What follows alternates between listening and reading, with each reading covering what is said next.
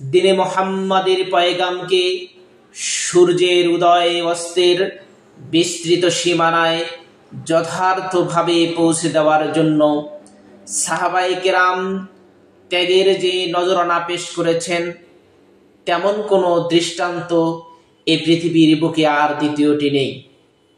সাগরের ভীষণ উত্তলতা, পাহাড়ের কঠিন দুর্গমতা, সাহারার অসহ্য উষ্ণতা, অরণ্যের ভয়াবহ গহীনতা কোনো কিছুই তাদের চলার পথ রুদ্ধ করতে পারেনি।